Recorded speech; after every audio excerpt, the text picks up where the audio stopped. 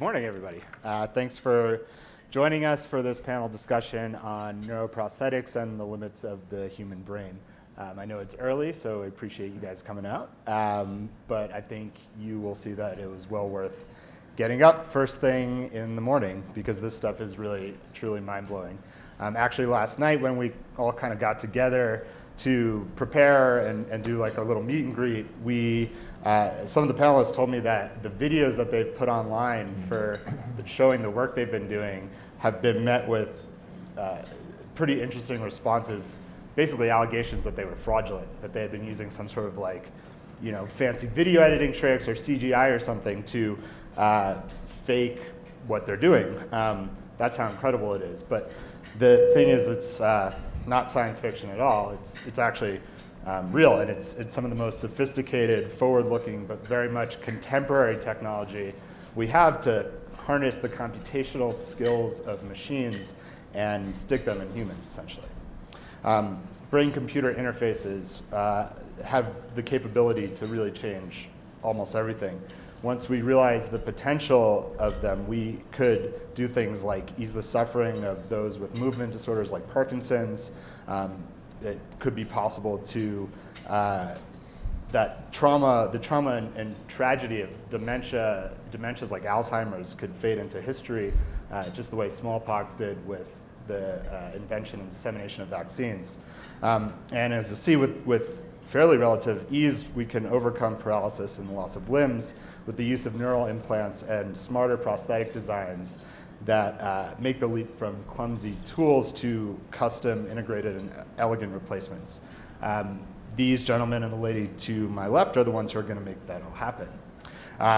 I'll kind of quickly introduce our panelists and then turn it over to them because they're the ones you want to hear talk. Starting all the way on my left, Johnny Matheny is the world's first robotic man. He has the single most experience of anyone with the world's most advanced limb systems, and he is a tireless champion for the advancement of prosthetic research. Courtney Moran is a prosthetic clinician who works with the biomechanics group of the Applied Physics Lab. She's a key player in projects related to prosthetics, rehabilitation, and body interface technology. Michael McLoughlin is the Chief Engineer of Research and Exploratory Development at the Johns Hopkins University Applied Physics Lab, and he leads DARPA's Revolutionizing Prosthetics program. And right here is Justin Sanchez, who joined DARPA in 2013 to explore neurotechnology, brain science, and systems neurobiology. And today he's Director of Biological Technologies of the Biological Technologies Office at DARPA. Justin's going to start us off by laying out the current challenges in brain-computer interface work and to talk a little bit about how DARPA is leading the way in answering those questions. All right, go ahead, great. Justin. Thanks so much for the introduction, and it's a pleasure to see all of you here today and show you some of the technology that we're developing with DARPA support. So a little bit about DARPA. So DARPA is the Defense Advanced Research Projects Agency. This agency was formed around 1957 or 1958 during the Cold War. And during that time, the leadership in our country found out that the Soviet Union had Sputnik, right, this satellite that really caught us off guard. And being caught off guard, that really sparked a huge response. It was a response to say that we as a country can never be caught off guard with technology anywhere in the world. So the agency was formed to, with one singular mission, create and prevent strategic surprise.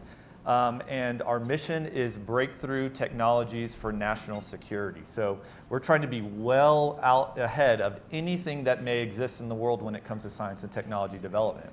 And prosthetics and neuroprosthetics in general are a great example of that. When we say neuroprosthetics or neurotechnology, what do we mean by that? So we mean we're going to engineer devices that can directly interface with your nervous system. And while that may sound like science fiction, we're working extremely hard to make some of those concepts a reality. And just to kind of break it down for you, neurotechnology gives us the ability to sense signals from the nervous system. That could be somebody's intent to move. That could be somebody's ability to touch and feel something, or it could be something even as complex as the ability to form and recall memories. Once we are able to sense those signals from the nervous system, we have to design computer systems that can interpret those kinds of signals and tell us what they mean and translate them into some kind of action ultimately in the environment. And in Johnny's case here, that's the intent to move, right? He's translating his signals from his nervous system into the robotic arm and actually able to actually move it. Now, the project that we're going to be talking about today is called the Revolutionizing Prosthetics Program. And this program was formed with one mission, and that's to restore near natural upper extremity control to people that have lost their limbs in service of the country. So again, DARPA, the first word in DARPA is defense. The people that we serve are military personnel, people that have made the ultimate sacrifice to protect our country. And for these people, many of them who have lost limbs, they did not have a lot of great options when they came back home, right? We said, we want to get you back to a more normal quality of life. And many times the kinds of options that we had for them were metal hooks. There were these kind of prosthetic limbs that did not have very much dexterity or movement. We said, we've got to completely change that. So the Revolutionizing Prosthetics Program was formed, again, with this singular mission of near natural upper extremity control. And DARPA, as a funding agency, set out to find the best scientists in the world in order to take on this huge challenge. And Mike McLoughlin and his team stepped up, and they said that they can develop a robotic arm that has the same size, weight, shape, and grip strength compared to an adult human arm. You can actually see what they were able to actually design during this program. And remember, DARPA programs are also only a handful of years. So 5, 6 years, we're able to go from concept all the way to the real technology that you see here today. Thanks. So right now, the way that most of us interact with machines, with the exception of Johnny probably, is really incredibly simple when you think about it. I spend most of my day moving a mouse around and pressing buttons like a monkey at a typewriter, essentially. And even sort of the most advanced things that I play with, like touchpads and VR, don't come anywhere close to replicating the way that we engage with the organic world and with our sort of natural movements. And Michael McLoughlin is working to change that. He's going to explain to us a little bit about how the latest brain sensor technologies are helping us map neuronal activity and translate it into data that can be used to power the next generation prosthetics that we've been talking about and return movement to paralyzed limbs. Okay. Well, thank you. It's great to be here, and thanks for everybody coming out so early.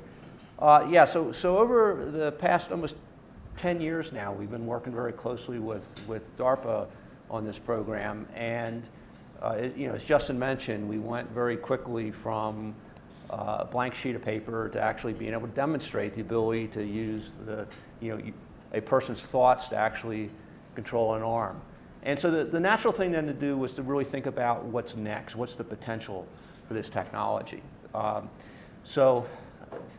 old enough to remember that when the early days of the internet, and so if you wanted to send a image over the internet, you generally would send these little tiny JPEG files because you were really lucky. Maybe you have it a 1200 K baud modem or something, and so you really thought hard about what you could do because the data rates were so low, and that's where we are today with this. So today we have the ability to actually measure somebody's thoughts, either by directly measuring them from the brain or by measuring them from some of the nerves that were left after an amputation. But we're really at that stage where we're working with those really small images.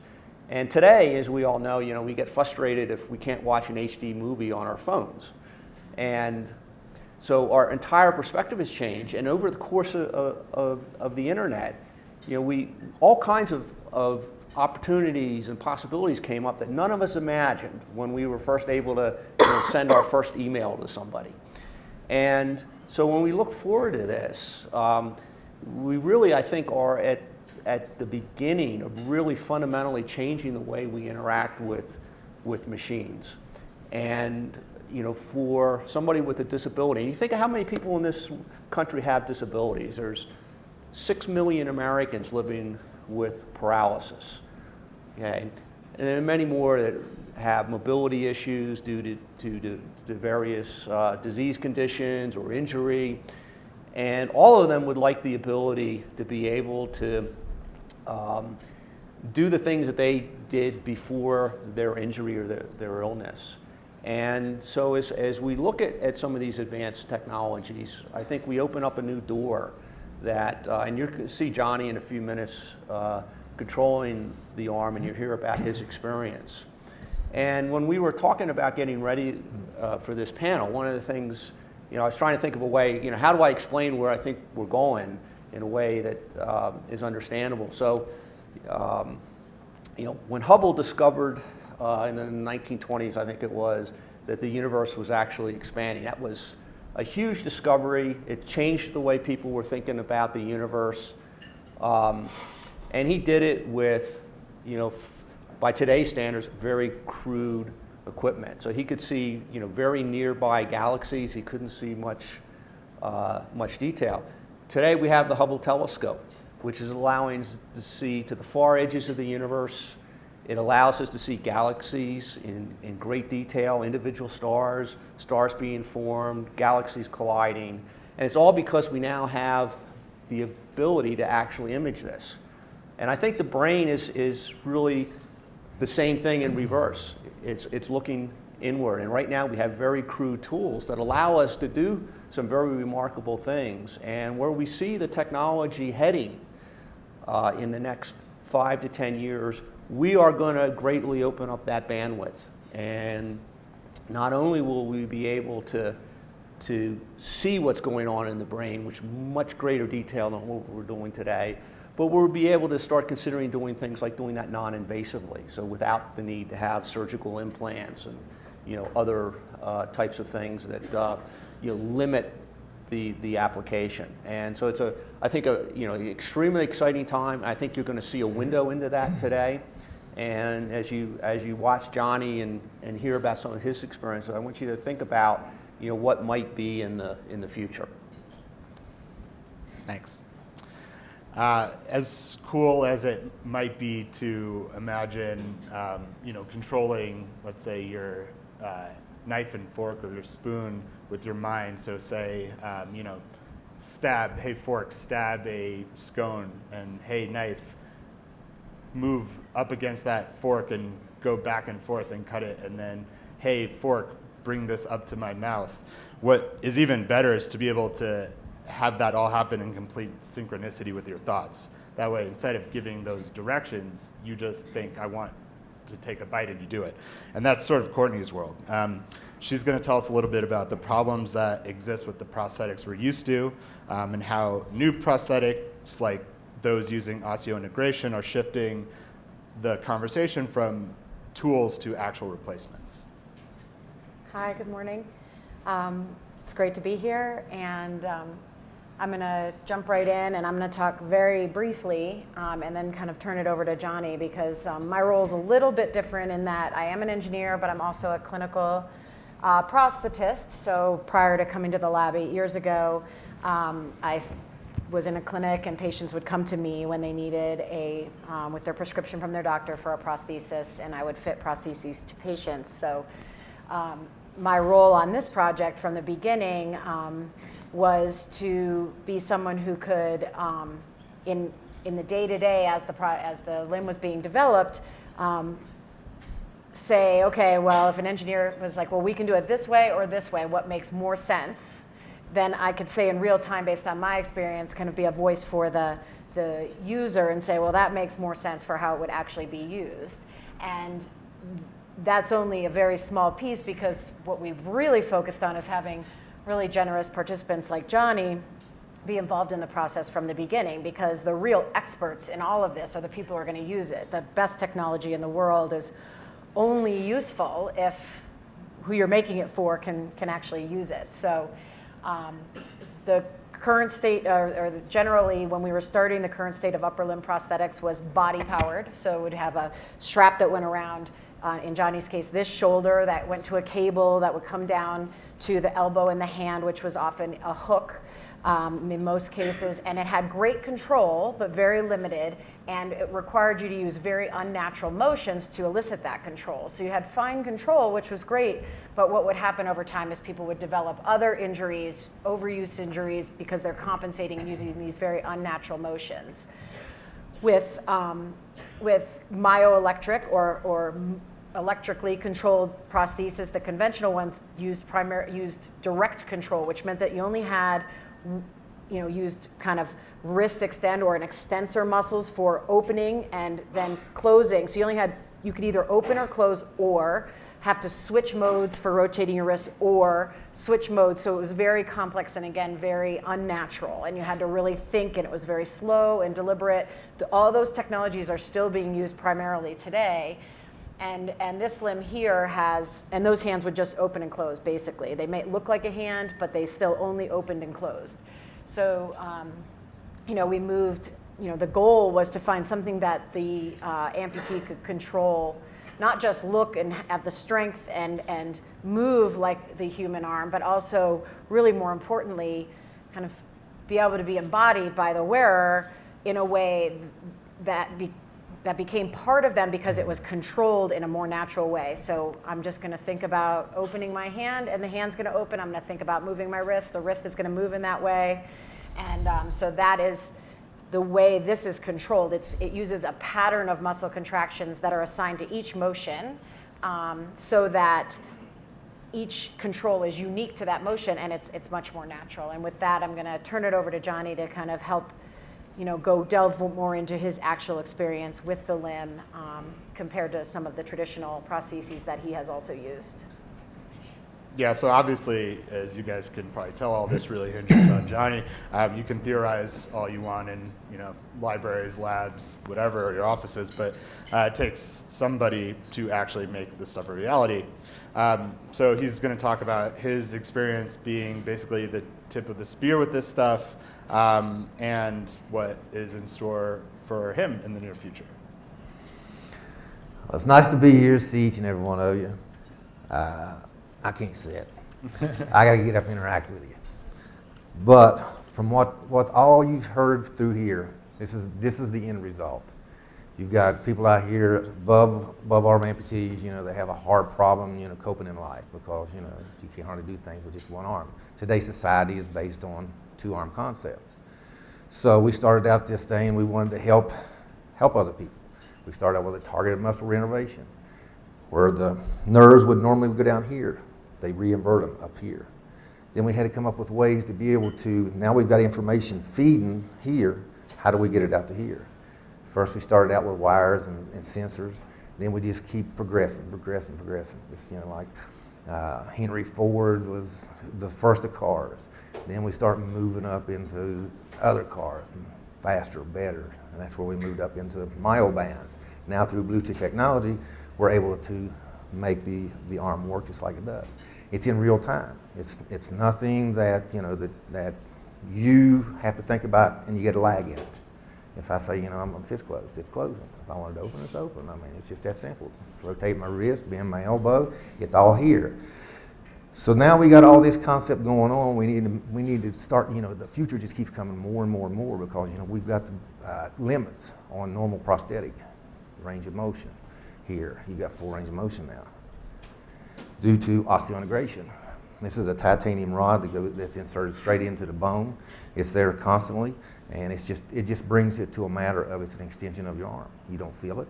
It's just like your bone, like your natural bone. When you have straps and stuff, there's simple things you cannot find. You cannot find your arm because the straps are constantly pulling and interfering with you trying to find where your arm at. With this, it's real time. No matter where you go, you find your arm. It's just a natural extension of you now. So now we're able to get things and do things just like you would with your natural hand. Right now, I just have this set up in a demo mode, so I can move things pretty readily. This has the ability. This is a robotic arm, not bionic. True robotic arm can do anything that your hand, wrist, elbow, shoulder can do, with the exception of the Vulcan V. Unless we made a Vulcan, I don't guess we need that, right? With this, you're able to real time to reach, pick up things, And as they were talking about, it's hard to get a fork or a knife to cut. Man, you get it in the mode for that and do it. Starting off with, once you get your arm amputated, beforehand your nerve endings are like this. They just sing as they go down through there. But when you get your arm cut off, it's just a bundle like this. So when you first start working arms along this line, basic moves you can do, like close your hand or open your hand or rotate your wrist or bend and straighten the elbow. But it's choppy, and then you got to think about it pretty hard. And then as you do it more and more, then the nerve endings start separating themselves, and then things get simple and it's starting to sing, and just like this, it just comes natural now. You don't think about it. As you see, I talk with my hands. Have you seen me miss a beat with my robotic hand talking the same thing as I've been doing here? This is how it is. This is today as a society. We can get out and do this, and the thing that we're looking at, we're having a problem with, is now we've got the ability to be natural, come back and do normal things. That now insurance companies are starting to fight us about it. They don't want to put out the monies to do this, and so we got a lot of problems. We're still working on. Like when I first got osseointegration, I'm the first osseointegrated upper extremity patient done in the United States. Well, FDA didn't have anything in their thing saying that we could connect to a prosthetic. So I worked diligently with them and finally got the okay to do that. So now the ball's rolling. But now we go to get an arm for home, and I say, this is what I want, and they say, no, this is what we're going to get you. So what it is back to the basics. You got a hand that closes like that, or you got your hook, and this is what they want to get you. You can't get out and do normal things. Today's society is built on 2 arms, 2 hands, not this. Back in the day when things were basic, this was fine. But in today's society, it's 2 arms, 2 hands. And the nice thing about this, the robotic hand. They have a robot that they have built that can go out and disarm bombs. Has 2 of these hands on it. Reach down and just disarm bombs, control crowds, whatever it needs to be done. And so, the things with robotics coming into starting in households now. Pretty soon, one of these days, you'll be able to go down to your Sears and Roebuck or someplace along this line and get you a robotic maid. Got 2 hands out here working. Let's just say she went out and got a robotic maid, and I go over to her house and visit her. And here we go, the robotics maid's got about 5 minutes left before it finishes its cleaning, and its left arm went down. I look at her and say, ain't no big deal. I'll just take my arm off, I put it on the robot. The robot finishes its work, goes back for recharge. I take the arm off, put it on me, and she can send the arm in for repair. So this is not only just for the human touch. As you see me, robotics and human both. So this is, it's very unique. And anything and everything that you would think about doing, you can do with this hand. So we need to get things rolling to try to get the insurance companies to help people out, because people that's amputated, they don't want to sit home all the time. They want to go back out in a job, be productive for the society, and you can't do it. You can't go like a doctor. He can't go into surgery and he needs a pair of surgical scissors, and they hand him a pair of scissors from a grade school to try to do his work with. And that's basically what they're trying to do now. We can go out, we can be productive to society. And as you see, have I missed a beat yet talking with my hand? That's just how natural this becomes. All from the brain straight down to the arm. The next thing I'm getting ready to get into is sensory. Because anything that you do, 90% of what you do with your hands is by touch. How do we grasp our cups and know that we got just enough power on it to pick it up and take a drink without dropping it and all this? Or, picking up a paper cup, not to crush it. It's all by sensory. Well, that's the next step that I'm going to get into. So this way, with a hunk of plastic, I can pretty much feel the same as you do with your natural arm. And this way that, like right now, I can take people, shake people's hands, but I've shaken enough hands. I look at their hand first before I get in to shake their hands, so I know that I'm not going to crush them. I've done some up here on the front before I started to prove the fact that that's what I'm talking about. It's nothing, there's no smoke, there's no mirrors, there's no illusion. It's just there, straight and simple. So I'm going to leave it at this, and I want to hear some questions.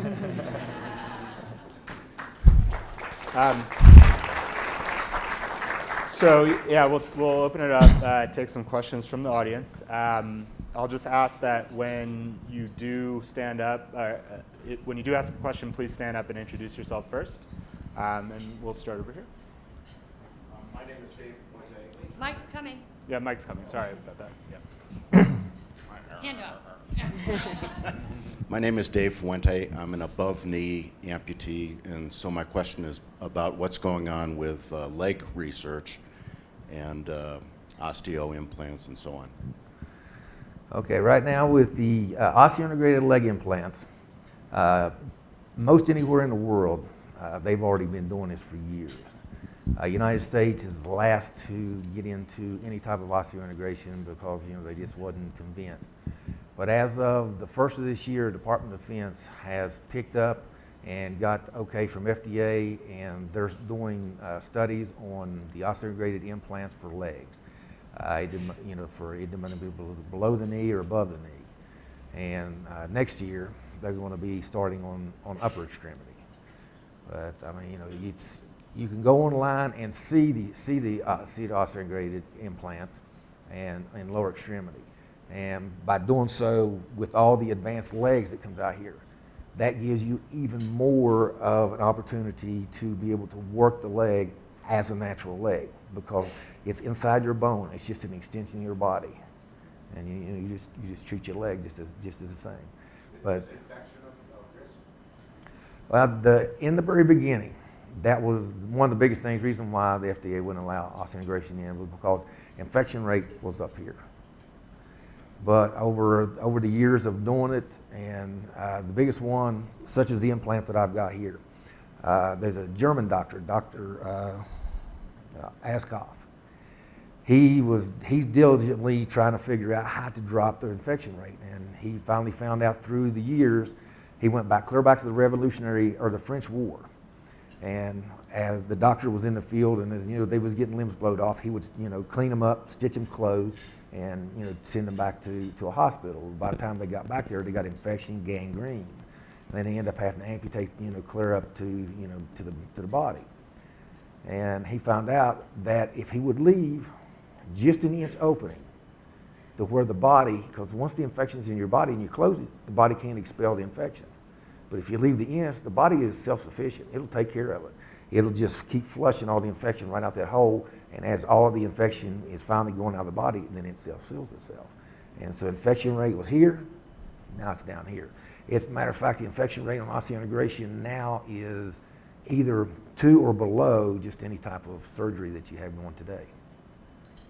One thing just to clarify is that the bigger study that's starting this year with lower leg osseointegrated implants for prosthetics, it's a military study, but that's how that's where it's starting, but all of that then translates to civilian use. So the goal is to have enough participants so that you can see statistically the success rates of a particular intervention, in this case osseointegration for prosthetic attachment. And so that will then facilitate the potential, depending on the outcome, of making that a procedure that's much more available to civilians and military in the United States instead of having to go out of the country to get that done. And then also what follows that is having prosthetic clinicians who are able to fit that, fit to this type of attachment versus a socket. And what a socket is kind of a custom cup that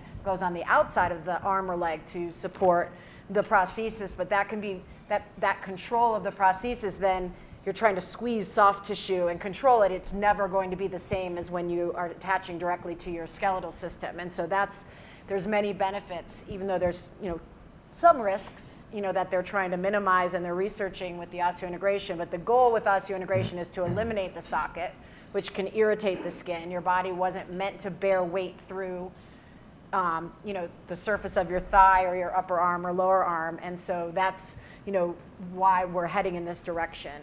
It's better control, better attachment, and better restoration of functional use for someone. Does that answer Courtney, your questions?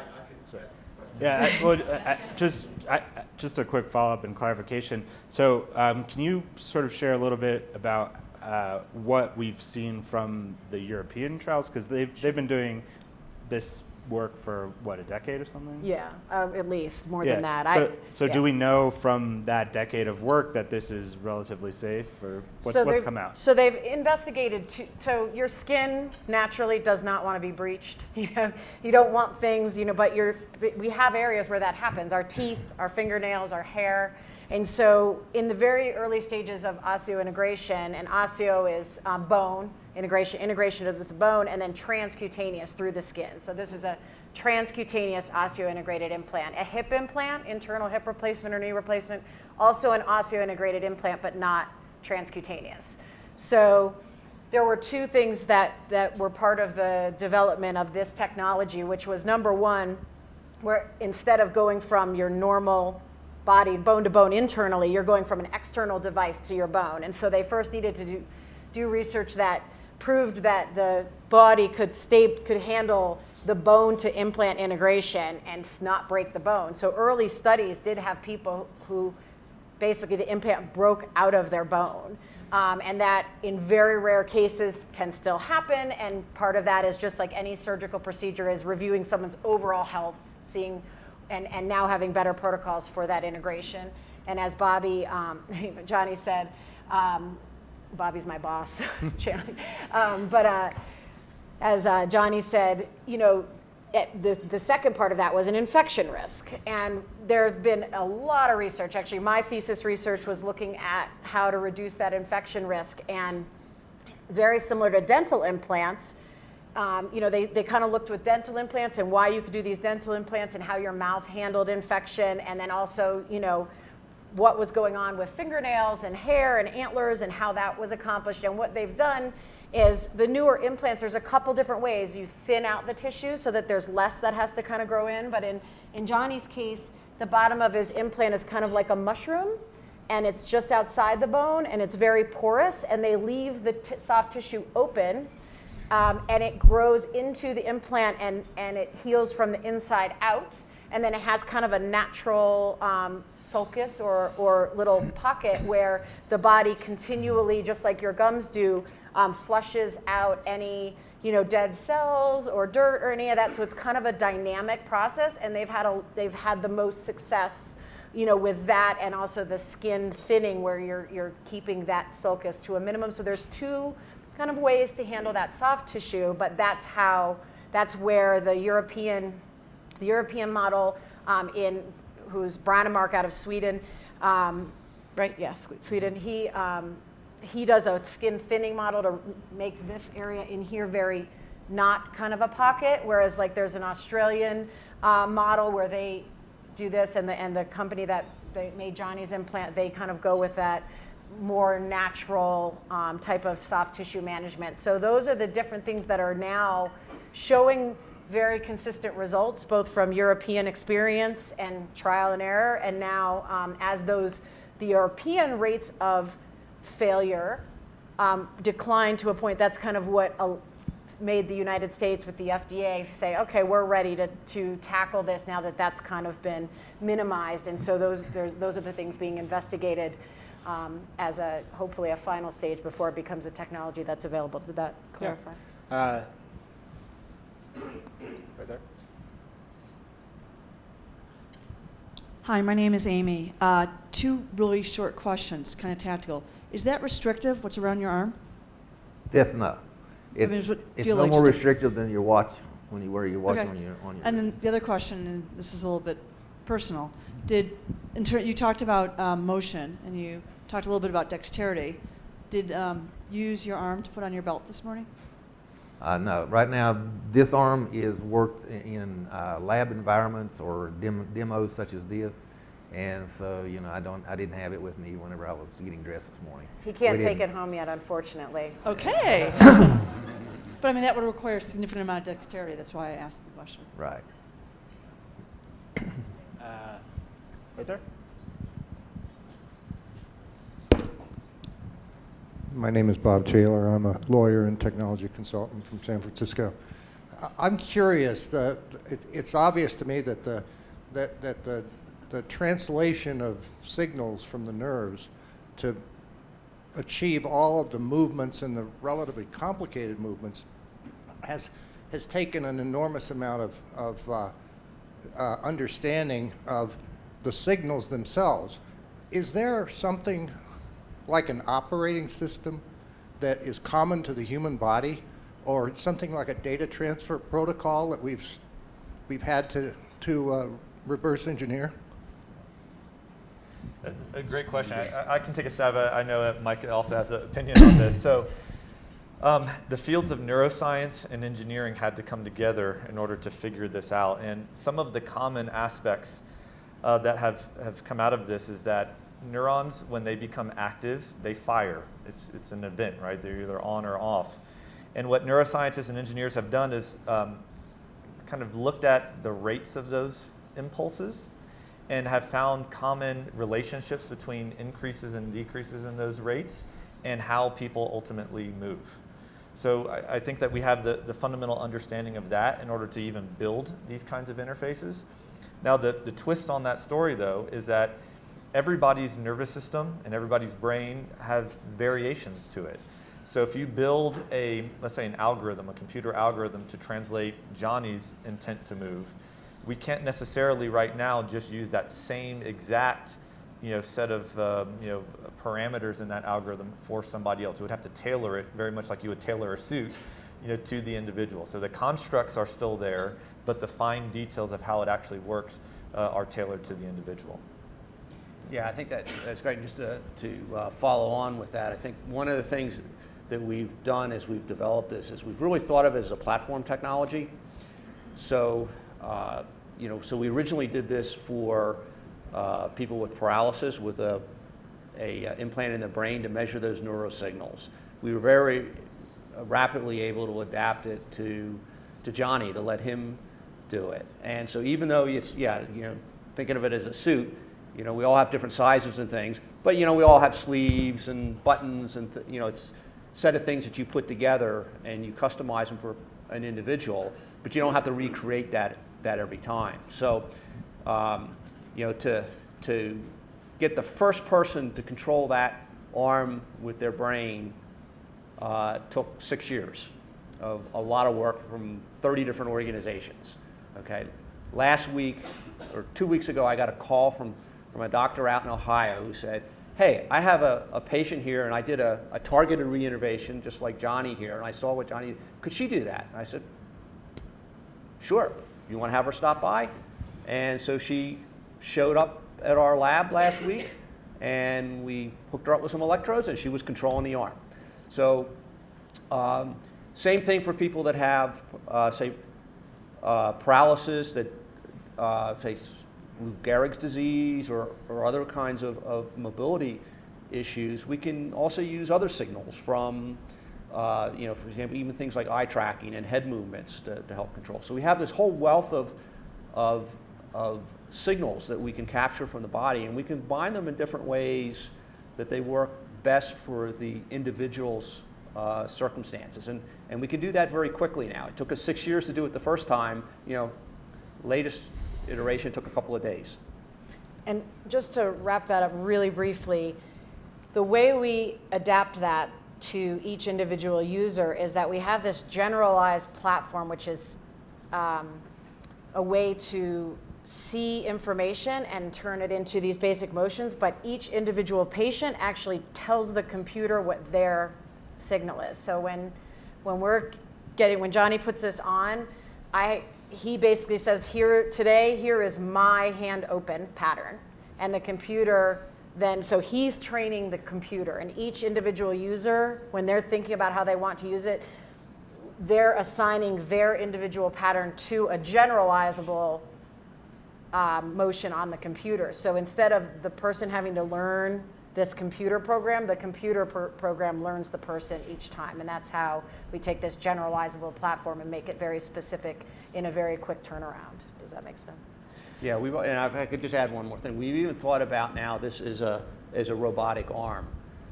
For example, we have many soldiers that we work with that have lost limbs because of explosive devices.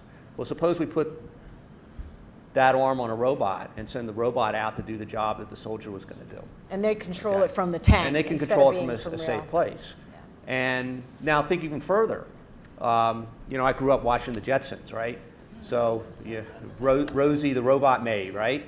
Who wouldn't want Rosie, right? Now we have things like Roombas that can go around and sweep our floors. What I really want is a robot that can go in and make me a tuna fish sandwich or something, okay? And to be able to get that kind of capability, which would have enormous impact on our ability to allow people to maintain their independence, okay? They can't get up and make their own meal.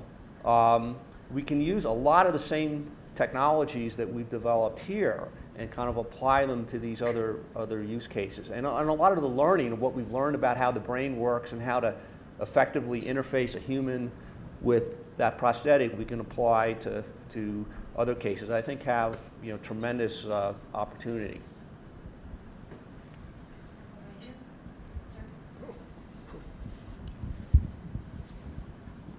Hi, Larry. Johnny, first of all, I want to thank you for your service. Thank you. Number two, if you had a bird, a small bird in your hand, would you feel it? Let's say like most of us. Right now, no, I don't have any sensory in the hand, but once I get the sensory surgery done, I'm supposed to be able to feel almost as normal as the human hand, and yes, I would feel a burr. Okay, thank you. That's the next step. Yeah, so a quick follow-up to that. There's another participant in one of our studies that he's paralyzed from the neck down. He had a surgery where he had an interface placed on his brain, and that interface was connected directly back to the fingertips of this robotic hand. And in that case, we were able to press upon the fingertips and send the signals from the fingertips back to his brain, and he was able to say, oh yeah, I can feel my index finger, I feel my pinky finger. So we do have the understanding and the technology to make that next step and bring not only the movement control of it, but also the sensory part into the control. In the back. I'm Kurt Malkoff. I'm a PhD clinical psychologist. From a learning standpoint, this seems to flip PT and OT on its head. Is there a learning curve in this? And if Johnny was 15 years old versus 70 years old, is this stuff different? So there's two questions. I'm going to be very brief on that and then let Johnny take over from his personal experience. There's definitely a learning curve. It's pretty quick, very quick compared to traditional myoelectrics, even though that seems like it would be more basic because this is more intuitive. The feedback we get from users is that even before they control it well, they feel the embodiment of it. So even inadvertent motions, because they're coming from an automatic response of their body, feel good. There are very big limits in OT and PT to quantify the utility of this, and that's a big challenge right now. There aren't metrics everything's kind of time-based, and so you may move slower with this, but you have 10 more motions you're controlling than basic open and close, so it's 2 to 10. So of course you're gonna move a little bit slower, but the feedback we get is that it's much more physiologically appropriate, which is good for overall body health. Psychologically, the interesting thing is that the big feedback we've gotten is the patients that I've worked with have said, I don't know how to explain it exactly, but it feels like part of me like nothing else. And even though I may be able to control my traditional prosthesis that I've used for months or years better, I would prefer to struggle right now and learn to use this than have that, and I would give it all up to use this. And that's kind of the feedback we've gotten, but how to quantify that. So age-wise, I have not seen a correlation between age and learning. It's more personal learning style, and it's sometimes people totally get it in 4 tries, 1 try, 7 tries, but overall it's not a huge span, and younger versus older has been about the same. Go ahead. Well, with my own experience, starting out with, I had the desire, and so the way that the TMR surgery has done in order to be able to start learning how to use this, the curve was that you didn't even start feeling any difference in your stump to be able to do anything for anywhere between 6 to 8 weeks, and I was feeling things in 2 weeks. And so after that, I've been kind of above the curve. And as whereas, you think, a younger person versus an older person, it's pretty relevant that, the kids learn faster than adults. But in things along this line, where the nerves have to remap themselves, I would say it would probably be, pretty much the same throughout, because, I'm closer to 70 than I am 50, so, or 15, so, this was with me, and I've been above the curve. The basics with closed hand, open hand, rotate wrist and elbow. Those are things that it's the very first thing that you learn when you're right out of birth. You're a child. That's the first thing you see childs do. They close their hands and they grasp and this, that, and the other. And then as they progress in age, then that's when they start learning to do things as individual pinches and the points and all this kind of stuff. Well, basically, that's the way your system operates all over again. But because you've done it once, for the most part, your system already knows everything that goes in. And so, therefore, you can start, your learning curve starts becoming faster and faster. They said that start doing your pinches and stuff like this, it's usually 9 months. When I was doing it, started doing it in 4 months. And individual finger movements, they talk about it was 1.5 years. Well, I was able to do it in 1 year. So, it's two things that you can do. It's the drive that you have to want to be back to where you was before you lost your arm. And, it's like everything else, we heard it said very well yesterday. You got to believe in yourself. You got to pick up your big person panties and you got to take off with it. You just can't lay there and well, I can't do it. Somebody got to have to help me. So this is the learning curve. I mean, it's slow, but everything comes back out, and then you're back to pretty much in your operations right now. I can do it with operation.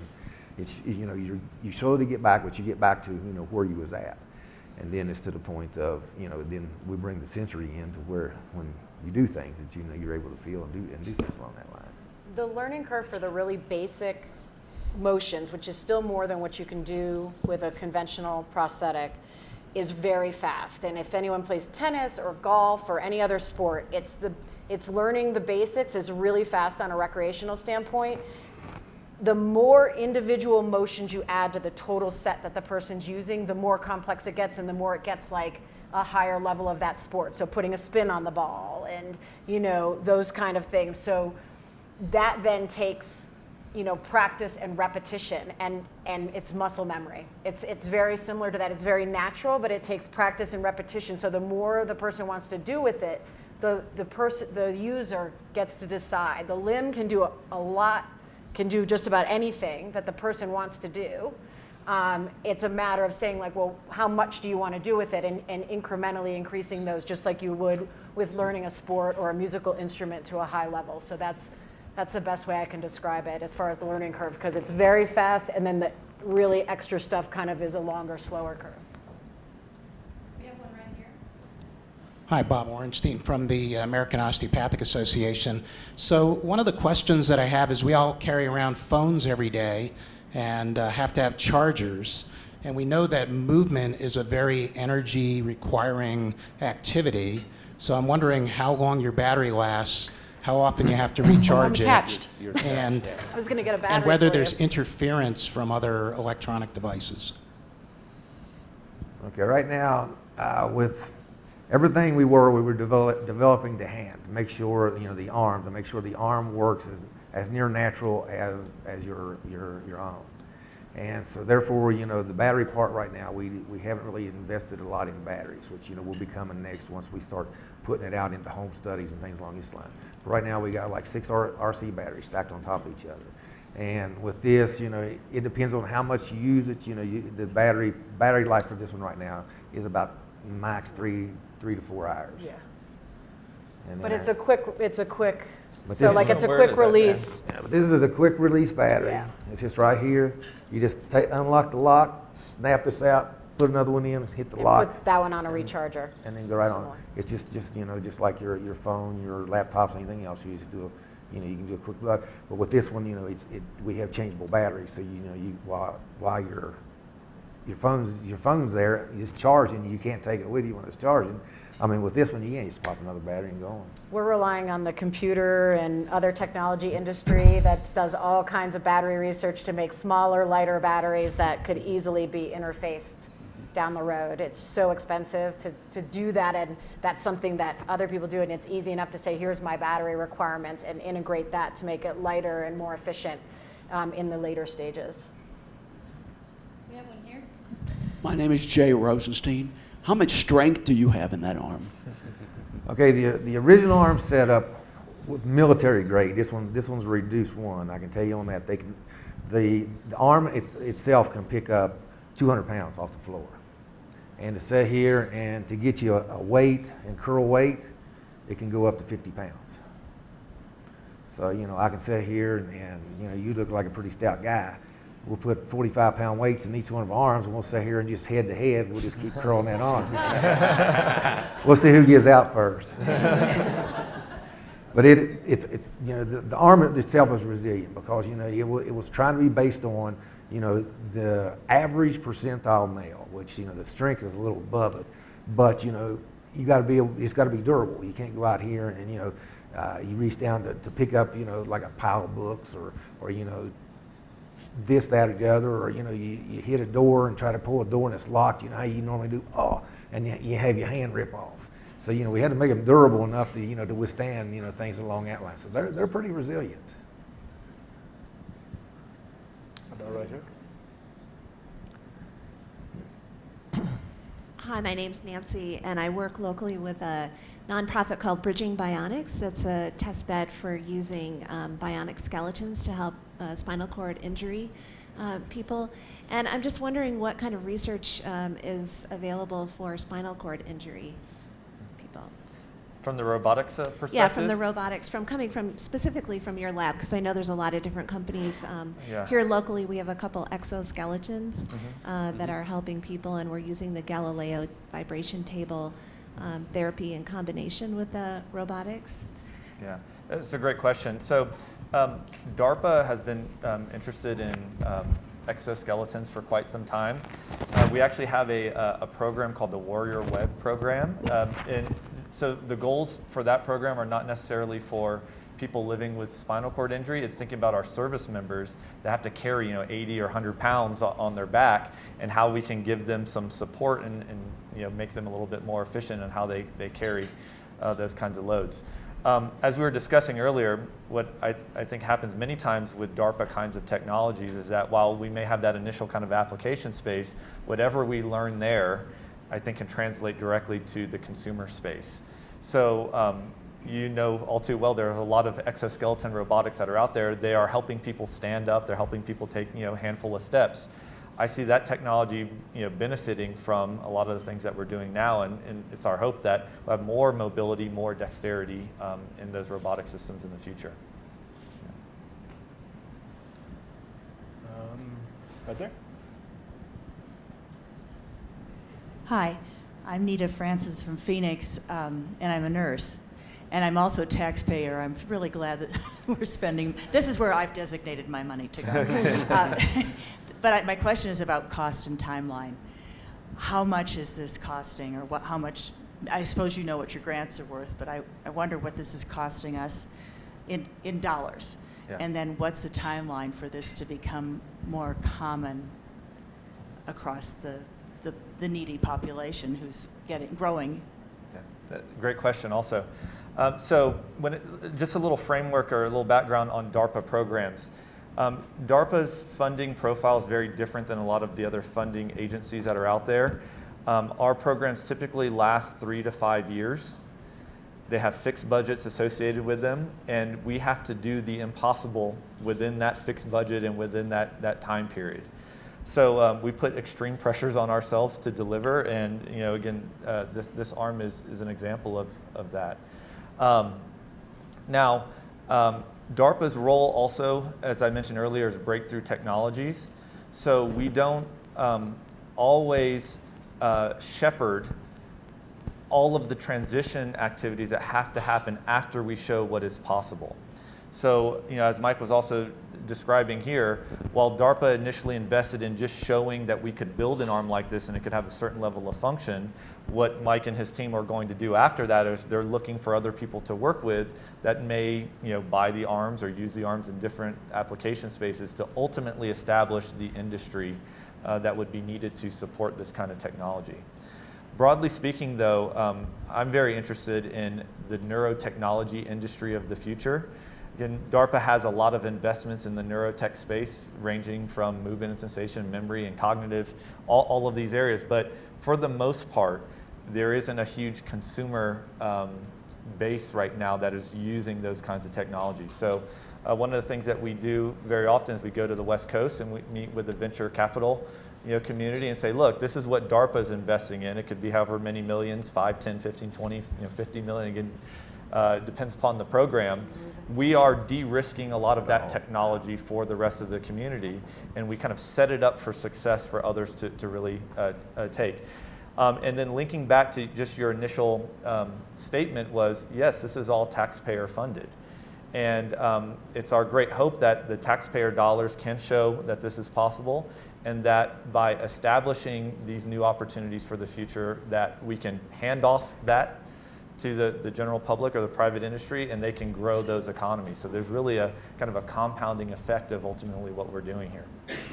So we're pretty much out of time. I just wanted to ask one final question myself, and just to let everyone know, our panelists will be available afterwards. We'll hang out here. You guys can come up and chat and check out what Johnny can do. The one last question I had is we've been talking a lot about restorative functions, but I'm wondering if we could maybe spin it forward a little bit, and maybe this is a question for you, Mike. What about, you mentioned briefly the sort of potential to maybe track and find and restore memories.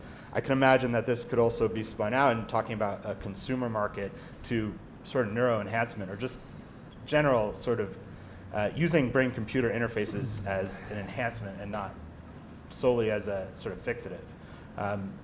Could you talk a little bit about the possibilities there? Sure. I mean, yeah, who wouldn't want memory enhancement, right? Something I appreciate every year more. But yeah, so I think so I think about this. Somebody mentioned smartphones earlier. So 10, 15 years ago, to get to buy the capability that you have in your pocket right now would have cost you well over $1 million. Okay. And the reason why it costs a few $100s today is because of the volumes, right? It's push the price down. Okay. And think about the capability that you have now. All the the apps. You got an app for this conference to help you get around, and so. We've become very reliant on that capability, just help us, navigating and, getting around in the world. And to some sense, it's become a very natural thing for us to do. But it all comes down to a fundamental limitation, which is to use that device, you actually have to take it out of your pocket, push some buttons, and interact with it physically. And so the reason why you can't text and drive, or at least you shouldn't text and drive, isn't because you can't think of the message that you want to send. It isn't because the phone can't compose the message and send it. It's because you actually have to interact with the device. You have to pick it up, you have to look at it, touch it in order, and that's where you get into trouble, right? So, our brains are really good at doing things in parallel. I can look at this whole audience and I can kind of see what's going on and lots of things happening and make decisions and so forth. But what we do with our machines, we all take all that information and we shove it through this narrow channel of having to type on a keyboard or swipe something, even if you use a voice input, okay? It's limited by how fast you can talk, okay? Now imagine that we could take the way we think and that very parallel capability and just push that right into the device. What I think could we have do to with stop it? there. We're getting caught Okay. up the stage. But, I mean, you can sort of see where he's I'm headed. getting the hook? Yeah. Okay. I think so. So thanks, everyone. Thanks to our panelists. Thanks for coming.